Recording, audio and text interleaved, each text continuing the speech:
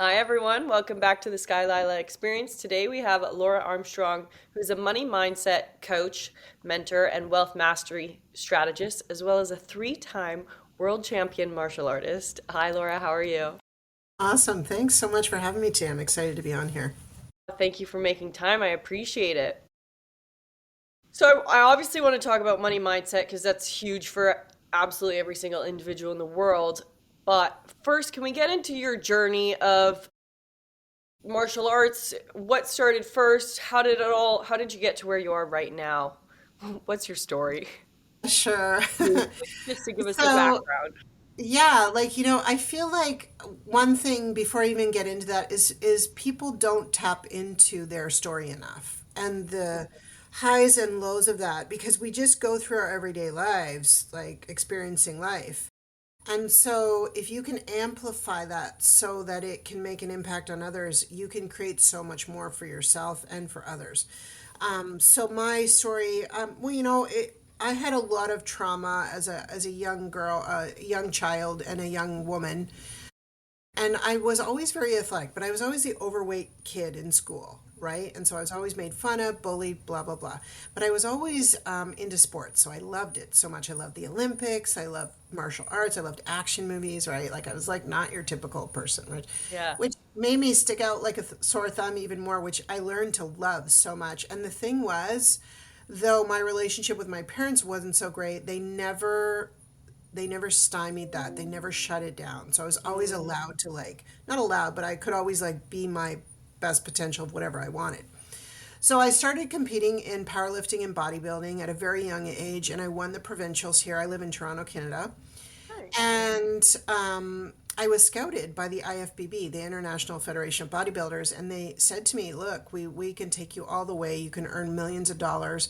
But to be honest, you're going to have to take the drugs, right? And it's just a part of that bodybuilding culture, powerlifting culture. And I was like, yeah, no, I'm like, I think I was 19 or 20 at the time. And I was like, no, I'm not going to do it because those things are not reversible on a woman. And it could have messed me up for my whole life, right? And so I went out and I thought, well, what am I going to do now? And I went and got one of those, continuing education course books, and so I started taking martial arts. I started taking Aikido. So I go to this Aikido class, and we're doing rolling and stances and all the things you would learn in a first martial arts class, right? And I'm thinking, well, this is kind of boring, but I kind of like the way she was teaching. My teacher was like 4 foot nothing. She was like this powerhouse. So of course, at the end of the class, she says, does anyone have any questions? Immediately, my hand goes up. I'm like, so she goes, yes, and I'm like, well, when are we going to start the kicking and punching? Because that's really what I'm here for, right? And so like, and so I could just see her like internally rolling her eyes, like, oh my God, not another one, right? So she Right. goes into this explanation about how Aikido is the art of peace, stepping off the line, redirecting the energy. And I was like, oh my God, that sounds boring, but maybe I'll just keep going. So I kept going. And at that time, you couldn't just show up at a school or a dojo and join, you had to be invited to join. So I ended Right. up taking those continuing education courses for like a few times, and then she invited me to join. So, 30 plus years later, I had to stop eventually practicing. I had a motorcycle accident, so it was causing me a lot of pain. But a couple years in, I started doing another martial art. They had this guy come and he trained in weapons. I always love weapons. So I joined his club, and he had more of the competitive side of things, which fed me. I know, it's just like, No, I'm laughing because people laugh at me because for some reason I love weapons. Like on Pinterest, I have a right? weapons, like a secret weapons room Girl, in you my should see ideal my dream collection. house. Yeah. Right? It's just, it's so bizarre. Well, maybe it's a Canadian thing because I'm in London right now and they're like, you have a collection of knives? And I think, yeah, my brother just got into hunting. We're getting some guns now. Like, it's very Yeah, I got a casual triangle in a knife. I way. got this triangle knife from Japan. Like, oh my Oh, God. cool. Yeah. Okay. Sorry to That's a whole interrupt. other conversation. Yeah, um, right? yeah, so I joined this other club. So I've been doing two arts for 30 plus years, and I still teach the Filipino martial arts. So I specialize in impact and edge weapons and hand to hand combat. And there's a competitive side of full contact weapons fighting. And so I worked my way up through the competition regional, national and international. So I became a part of Team Canada. This is a long time ago. And so I was training for the world. So I would go and compete internationally, and it took me probably 8 tries, and the world championships happen every 2 years, and it was my fifth time, so 10 years before I won my first gold. That's a whole other story I can tell you about another time. Hmm. But the really what made the difference in winning the gold at that point was the support I had from my team. I'd never tapped into it, and that was the missing piece for the gold medal. And so when you go through that kind of process, it takes about 9 months to compete as a professional athlete. Your diet has to be right. You got to hit your weight, your mindset, your training. And I became a holistic practitioner during this process because I wanted an extra edge in everything that I did. And I was able to release limiting beliefs and and shift a lot of the things that were holding me back from winning. And I loved it so much, the transformation I had, that I became over the years certified in 12 different modalities. So that's a big part of what I offer in my life. Now, back then it was like the woo woo, but now it's more like things that may be out of the box but only get practical results. That's all I care about for my clients. And then I ended up coaching the Canadian team for a couple decades. I probably created over 20 champions who were world Wow. champions. So I know what that formula is, but Mm. where what people don't realize is that they all of that their learned experience can be transferred into business, and that's where the disconnect can happen, right? So then I worked in corporate for so I'm competing all the time, right? So I worked in corporate for a couple decades as a commodities trader. I was the only woman on the trading desk, and they ended up packaging me out. It was just kind of crappy how they did it. And this is the thing, Sky. Like, you don't realize what a toxic environment you're in when you're until you're not in it. Right. So I took them to court for money. We settled everything, and I was 42, then I'm Wow. 58, and I just decided, I'm only doing things that make me happy, that help people, make me boatloads of money because I love money so much. Hmm. And I take a lot of flack for that, right? Because what I didn't realize is most everyone does not have that opinion or that mindset about money. It's more of a negative mindset where, like, pay my bills, God, pay out debt, like they think about it a million times a day. So Hmm. for me to get into the wealth space where I'm not selling wealth or anything, I work in the money mindset and the wealth strategy. Now, wealth doesn't mean money, but money is a part of wealth. And Hmm. so we need to make it as valuable as the other pieces of our life. And so that's kind of like my 411 overview of me. Thank you. I'm taking it all in. I'm so fascinated about your whole journey. I could go on just so many questions in so many different directions because I love martial arts as well and getting more into it and Cool. different areas I'm exploring. So that's one thing. But money is huge, and I think it's so accurate. What you're saying is everybody wants money, but a lot of people are embarrassed to admit that, I think, or in a way, there's There's a lot something. of shame attached to that whole culture of money, especially in North America, the socioeconomic. It's designed to keep people down. Yes, 100%. And that's what the system is. We're not taught about it Right. in high school or in elementary school or anything like that. And I'm fortunate my parents didn't do the mainstream life path, so they were encouraging for me in whatever my path was as well. And we would do when we were young. My parents were like, "All right, everyone, let's do the money dance." And we were little kids, and we'd go around saying, "Money, money, money, money." And I used to think, I don't think anyone else does that. But it's like, because we're taught to be kind of shamed and only get what you need. But that's why you only get what you need, is because you think I just need to pay my Yeah. bills. Yeah. So, what are some, because I have more female entrepreneurs, younger entrepreneurs as an audience, obviously speak to everyone, but with that kind of audience in mind, what are the regular thought patterns that you notice that you go, oh, and maybe it's not to do with money, but other areas of life that you see, oh, that's going to play over to their money mindset. How do you halt them, or what do you at least recognize so that it can bring awareness to other people? Yeah, for sure. So you're absolutely correct. It's never really about money, but money is a result of things. So, but there is that money mindset. The number one thing I think I see most often First of all, when I was younger, my mom did, I got no education about this. My mom said, "You're 18, go get a credit card." Mm. That was it. And so I racked up a whole bunch of debt. I didn't know what to do with this credit card. I thought you just buy stuff with it, right? Like, Right. I don't know. Yeah. And so, like, I got myself into this cycle of debt. So, like, I don't want people to do that, right? So, the first would be your limiting beliefs about money. So, there's that. And then also, especially with women and younger women, what I notice, because it's a field I do work in, I have a bit of specialty. I mean, I teach a lot of self defense and empowerment through my martial arts too, on a national and international scale. And not that they need defense, but it's like money is safety for people.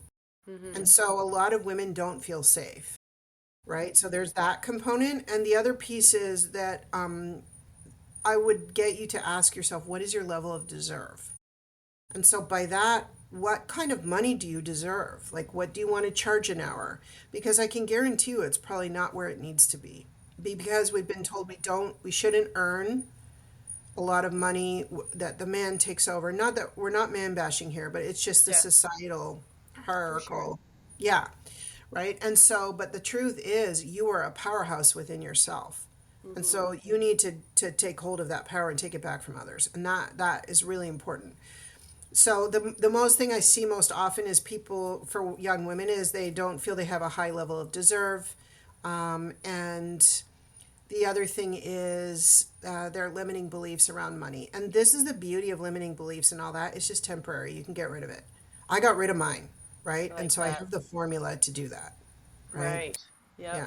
Yeah, because how would you take someone from somebody might think they deserve X amount of money, but then what's holding them back from it is the deep belief. How do you move someone from actual belief versus affirmations of, oh, I deserve this, to like a true embodiment of this new belief?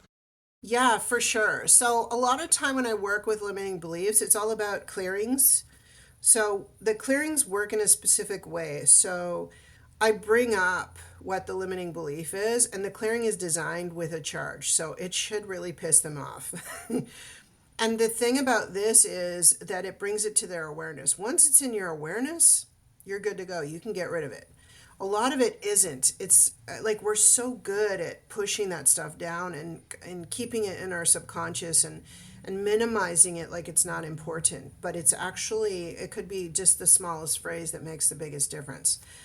The other reason, and what I want to give to your audience, is the 5 steps to getting rid of your limiting beliefs. Would that be Mm. okay? Please, thank you. Yeah, so there are 5 questions you can ask, okay? And I'll give you my reframe at the end. The Hmm. reframe is where the gold is, but the process is really where the mine is. So the first question is this true? Is this real for me? Because it feels very real, you're living it. Okay. But I want you to shelve that for a minute. So your answer will probably be yes. The second is this mine? That also will probably be yes because you've lived with it for so long or had it for so long that let me just turn. Okay, we are good. And the third is this is where things start to turn is does this serve me? Because if it doesn't serve you, 1 and 2 don't mean anything. Why are you Right. doing it? And then the fourth question is when did it start? Now, there's a little bit of a process that happens here. So, when did it start? What happens is the reticulator activating system in your brain. Do you know what that is? Hmm. That is something where, let's say, I say you're going to see elephants everywhere, and then you're all of a sudden you start seeing elephants in pictures, like like you're watching a safari channel. It's crazy, Yeah. right? So your brain is doing its utmost to bring that to your consciousness so that you can have that. So that's how our brains work, actually, and we need to get them working for us in that way. Hmm. So what happens when you ask when did it start is it's working. It's got all the info in there. It's working to bring that timeline up to your awareness. So you're like, oh, that's when it happened. That's when it started. And then the last question is what happened? Because when you know when it started, what happened will be right there. Okay. Do you mean for the, sorry to interrupt, for the limiting belief? When did Yes. that start? Okay. Yeah. And so this is all associated as a big piece with the money block, right? Hmm. And so what happens then is you can create the reframe. So I'll give you a good example. So my mom, thanks mom, was like, well, honey, money doesn't grow on trees. My mom did not have a good money mindset. And so my reframe on that is, well, Mom, I've got a few acres of money trees out back. If you want a hayride through those, I'm happy to give you one. And isn't paper made from trees and money made from paper? Right? So I'm willing to have endless amounts of money however they show up. And the other piece to this that I'll add in is, and this is gold, so write this down. You can just ask questions and not need answers. So it could be something like, what's possible here? What more could I have? How will money show up? I'm willing to have money however it shows up, and then not be attached to how it shows up. Because what happens, Sky, is there's this one way it can come in and it never happens. And then we have disappointment and expectations. True. Yeah. It gives you so much freedom just to be present and know that you're in the right place. Yes, in the universe. Then it's an open-ended question, good for a conversation, just like anything is. Then who knows what you're gonna receive in return or hear about. I love that. Thank you. I can see your coach, athlete boldness within you of just like, well, this is the way it is, and but in not a constricting way of like, there's so much abundance. Wake up to it. I love it. Yeah. It's a Yeah. fun energy to be around. Thank you. Yeah, for sure. I love it. The more we can lift people up in the end, like money's great and everything, but it's really about making impact because that's when the universe is like, "Oh, you're making impact, so I'm going to give you more. So I want you to do more." Right? Here's the money. But make sure that you pull in the money with the actions. So your actions and your money are equal. Yeah. The thoughts versus the actual outward action, the inward work and the outside work. So it's always the inward work, which I never really tell my clients about because they don't care. All they care about is outside results. And that's where I'm going to get them to. I'm like, if we do this, you will have that. Okay, I'll do that. Yes, Right? it's so true. That's how human beings think, right? What am I going to get out of it? It's not a selfish thing. They just want to know. Yeah, for sure. How would you instill that? Would that be a daily? You ask yourself these questions, and then is there a daily practice inside and outside, or what? How would somebody actually go? Yeah, Okay, for sure. So the three areas I work in when people work with me, and I probably work in like 30 areas, but the three main ones I use that have the most effect is, so first of all, affirmations, and I'll talk about that in a second. The second is vision alignment, because I see a lot of people waste time, energy, and money there. And the third would be limiting beliefs. So the affirmations are gold. And they're starting to become more mainstream, but they were woo woo for a long time, and they're like, well, they're just words. So I say to people, I'm like, all right, so they're just words. So I want you to go and I want you to say it to yourself in the mirror, and I want you to look yourself in the eyes and look down into your soul. And I get this call the next day and they're like, I started crying. And I'm like, yeah. I'm like, that's what this is about. You're clearing stuff out. And as you clear stuff out, what happens is the door cracks open and you're seeing all the sunshine on the other side. And that feels good. And you want more of that. So you just keep clearing, clearing, clearing. So it's like instead of being on the hamster wheel of anxiety, depression, self sabotage, all of that, be on the hamster wheel of abundance and gratitude and what else can I create in the world? What is my impact? And so those are two very different hamster wheels. I like number two, right? And so affirmations, the other thing about it is that they are scientifically proven to cognitively change the neural synapses in your brain. So once you start using them and it becomes your mantra, it becomes this ritual that actually shifts your reality on this earth very quickly.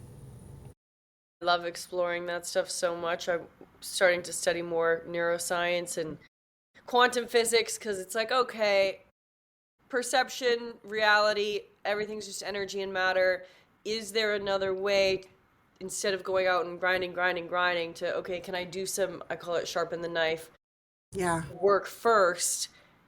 Can that bend reality? And then when we do the outside work, it really is, that's what happens, right? It does sound woo woo, but the reality is we are shaping it as we're, that's another Yeah, topic. it's interesting you bring that up because I mean, I usually don't get into this conversation, but I feel like it's a good time, right? So like I do this modality that I got certified in, and basically what it does is, it takes your unconscious patterns and releases them and it transforms them into new patterns, because energy, like you said, in the quantum field can only be transformed. It can't be deleted or but the patterns that can be released, and we can create new patterns.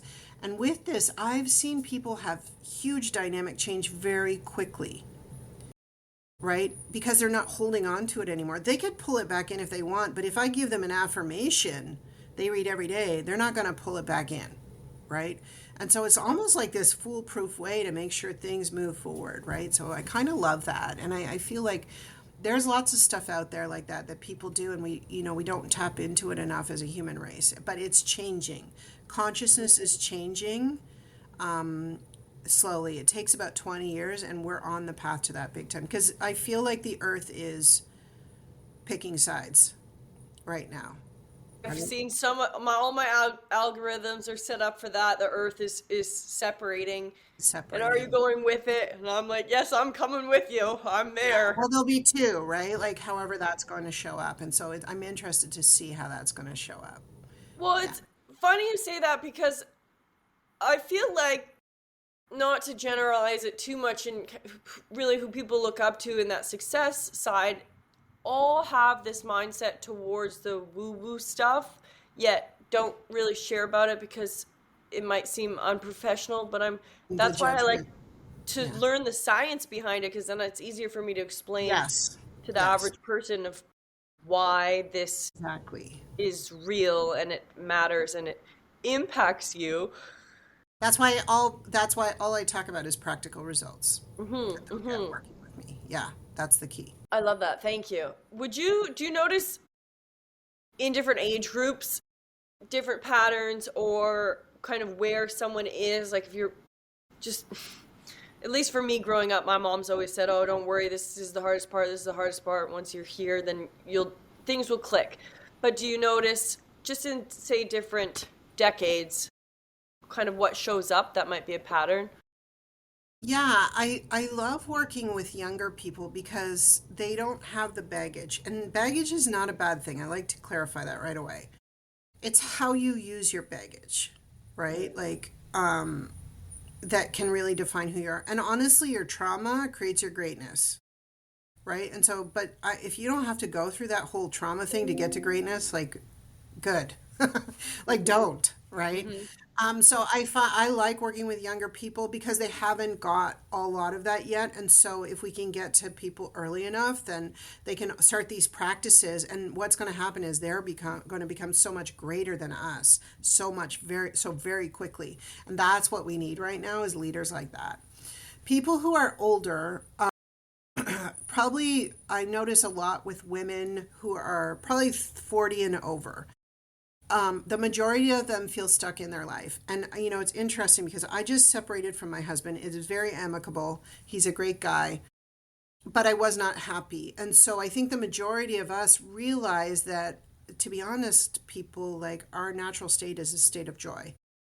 But that is not something we talk about. It's not something that is accepted, because we always have to deal with the grind and get through and, pay our bills and this and that.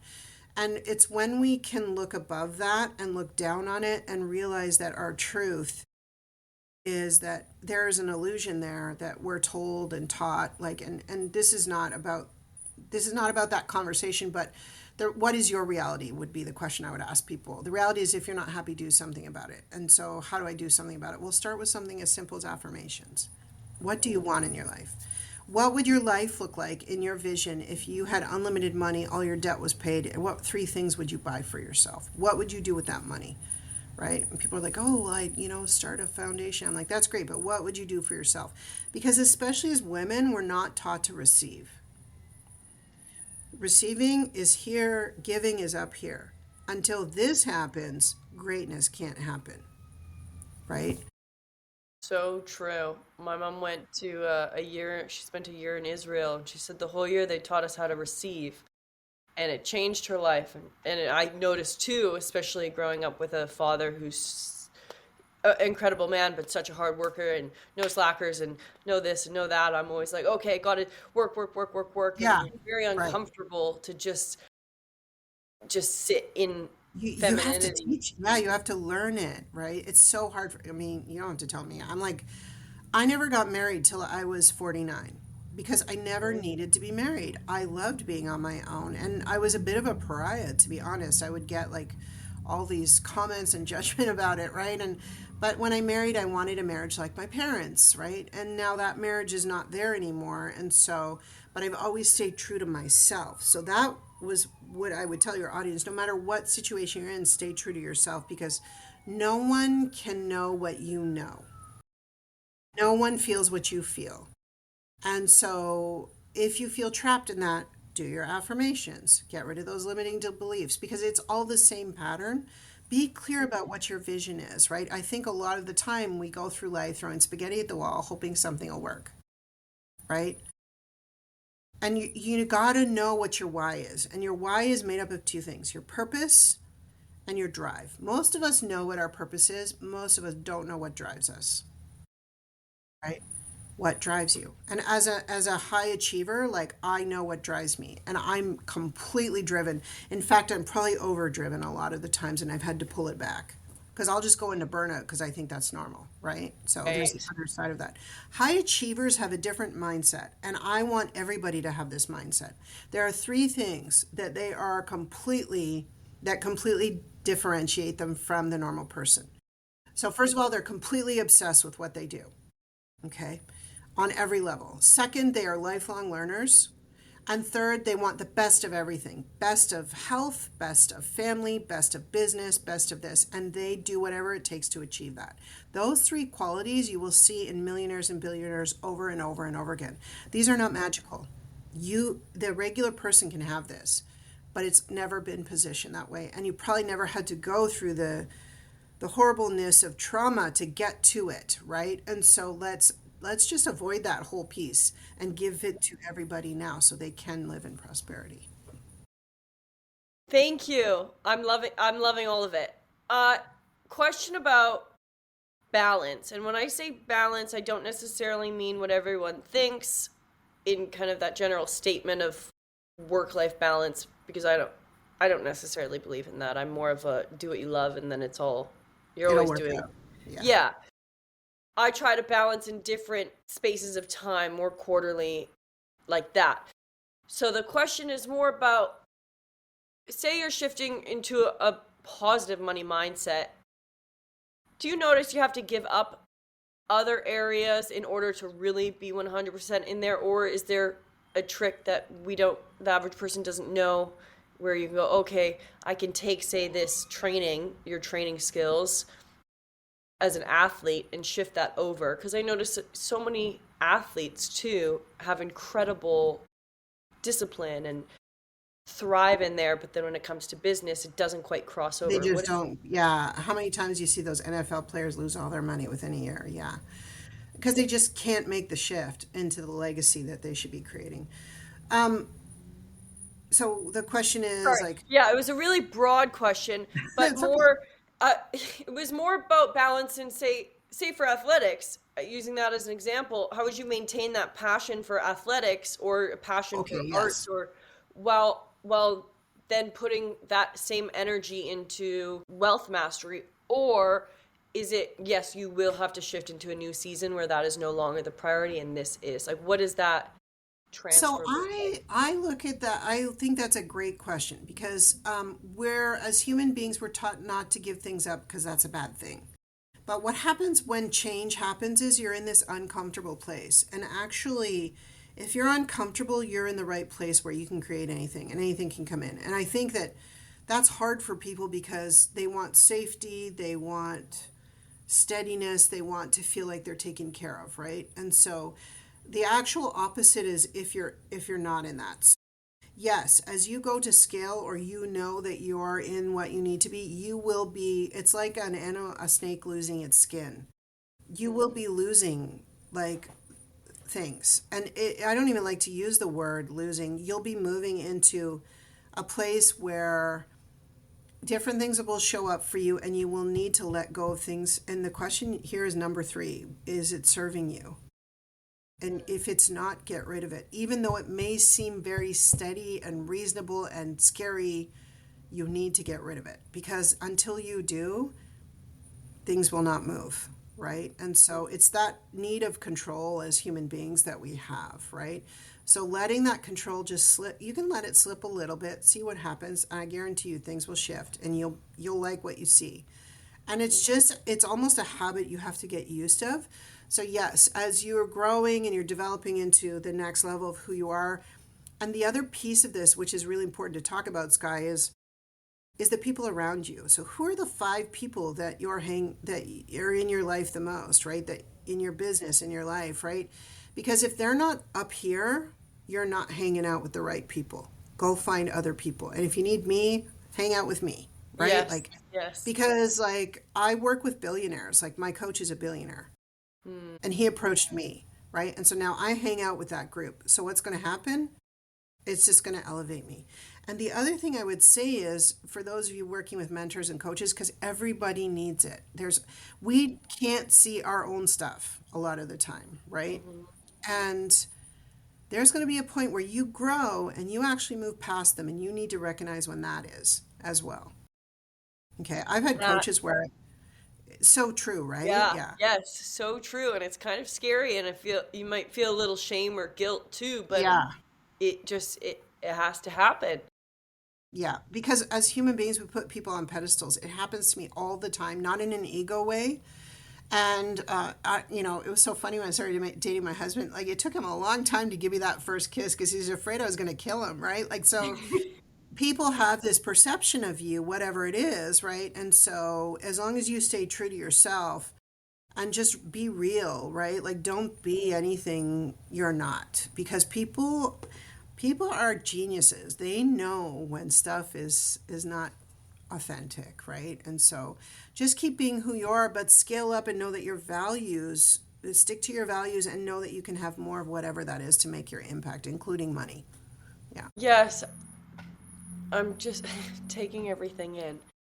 It's no, it's great, and are there times when you notice that, at least for say my entrepreneur friends and myself, when we have our chats, what we've noticed we've needed to shift out of a little bit is that go go go drive, where that has worked and it's been great, but then as a female at least it's, and as you mentioned already, exhausting, and you'll hit burnout. How do you make that sustainable? Yeah, it's interesting because you need to plan things. And I'm not a planner, and I've had to be. You need to have the self care. You need to go camping. You need to go for. Last night, it was in my head, and I'm very intuitive. Like, I listen, I'm fully connected. It's like, you need to go for a bike ride. I'm like, well, I don't really want to go. No, no, you need to go for a bike ride. I'm like, okay, I'm going for a bike ride. So I just went out, and I live on the water. And so it was just this beautiful hour of me and myself and my bike. And those moments are the gold that allows you to build your life, which includes your business, right? And so having that time, even if you have to plan it in your schedule, make it. Like I walk my dog twice a day. I know after this we're going to go out and have a nice walk, and it's going to recenter me for my day, right? Like, and so just sometimes being alone with yourself can really not only help you self-reflect, but also step in your power. Because I feel like what happens, and I've noticed this when I separated from my husband, is, and it wasn't his fault or anything, is that when I'm not wasn't around him, had given him little pieces of myself. Like I had given little pieces of my power to him, and now I have all my power back, and I'm the person that I remember who I was, right? And so yes, you need to, the go, go, go, you will burn out. And I've done it. I mean, I'm the queen of burnout. Like I competed for many years. I was a beast. And so it's not until I've gotten older that I've realized that there's nothing you need to do. It's already all there for you. You just need to show up and relax. So I love that because it's true. Although being younger and not having necessarily the track record of seeing it tied together Yeah. How do you really, or is it just trust? How do you really get that through to It someone? is. That's so great that you brought that up, right? It is trust. And so as we're younger, our logical thinking mind takes over. Like, that's ridiculous. No, I need to do this to actually make something happen.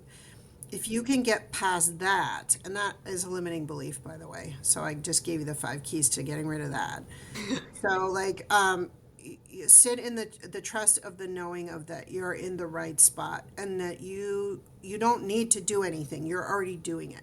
I mean, you do stuff in your life, but Mhm. you don't need to. You just need to ask for what you want, and this is the key. Like, leave the question out there. Don't look for the answer, because now what happens is all the possibilities can come to you, right? And I have this sign by my desk here. Money comes to me in big amounts on a regular basis, right? Because I'm deserving of it. And so, as a younger person, I would have a hard time listening to this recording because my logical brain would be like, no, that doesn't make sense. If I don't do stuff, nothing's going to happen. When actually, the less, not less you do, I mean, in your brain, the less Yes. you got that go, go, go, go, the more you can allow to come in. It's almost the opposite of how we're taught in our society to act, right? I think that's kind of why, it's, yeah, it's the That's why secret. elders have all this wisdom, right? Like, it's just like, you got to live that. I don't want you guys to live the 50, 60 years. Do it now, Yeah. right? Oh, my mom's been telling me my whole life, and I'm like, I don't understand. What do you mean? What do you mean? Right. She's like, oh, Yeah. it's just, you just got to sit back. And I'm like, well, you get to sit back because you have dad. You've done And it all. yes, And that, and all of that and whatever. But it's so interesting to see because I've noticed now with almost all of my female friends the same yes. pattern. And fortunately, I have my mother telling me all of these things. Yeah, Or like, yeah, go ahead. do the meditation, do the yoga. Like, all of those things are exactly the things I'm talking about that give you that trust and that sitting back, right? The yoga, the bike ride, like, the girls' night out, like, whatever it is, like, and I'm all about the fun, believe me, I'm 150% on that. But do all those things that we didn't get to do. I didn't get to do that as a kid, right? Like, I was in the gym, go, go, go, like, compete, compete, compete, right? And there's nothing wrong with that. But if thank God I had become a holistic practitioner, and that gave me some, a way to regulate the things going on with me, right? But, like, go get the Reiki treatment, do the hypnosis, like, do all the stuff, and know that that is normal, and you should be doing that to keep your center, to keep you balanced, to keep your receiving and your giving, because when you do that stuff, you're receiving, right? Mhm. And so much can show up for you. Yeah. Would you say for somebody who just this is so new to them and they're so deep in a dark well, I call it, where it's just they can't see the light, what would be just the first step and how, what would you prescribe? Just a simple, okay, thank you. So Yeah. this is an affirmation. I'm so grateful today that abundance comes to me easily and effortlessly on a consistent and everyday basis. You start saying that, and magic will start to happen in your life. And it's just a sentence, and I want you to say it in the mirror and look yourself in the eye when you say it. And you may get emotional, you may have problems the first few times. Just look at another part of your body. But what you're doing is self reflecting there, and that is going to clear so much stuff for you so you do not feel trapped in your life and you're so deep in it. Just do that one thing. It doesn't have to be a gajillion things. Do one thing and do it well, and just keep doing it, because when you create that ritual every day, everything can show up for you. Two is looking in the mirror is a game changer. Yes. People are like, oh, I say these affirmations, nothing happens. I'm like, did you look yourself in the mirror? Well, no. I'm Yeah, like, that's well, hard. yeah, let me know how that goes. And then the Yeah, next day, they're like, I just started crying. I'm like, I'm not going to do it again. I'm like, no, that's what should happen. Right. yeah, And so, yeah.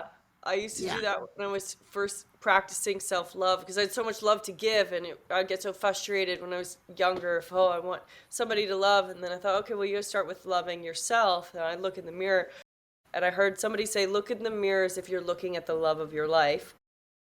And it was like this whole I went through an entire lifetime with myself, and it was just such a bizarre, beautiful, tingly experience, and that it truly changed me forever, because now I'm like, oh, I love me so much, therefore I can love everyone else so much and And not people feel. feel that. Hmm. People Hmm. feel you. Like people, they're like, what's different, right? Like, or, they want to be around you. The right people want to be around you. So you're going to start attracting a different type of person that you should be attracting. Yeah. That's the other bonus on that.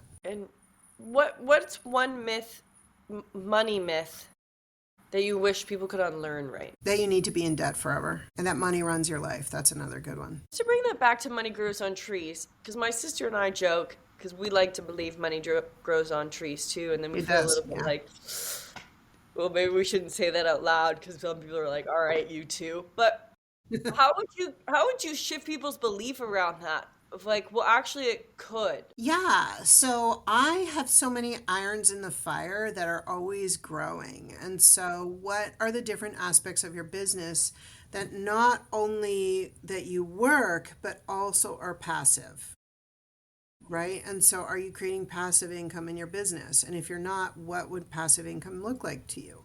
Well, passive income is where you just sleep and money comes in, right?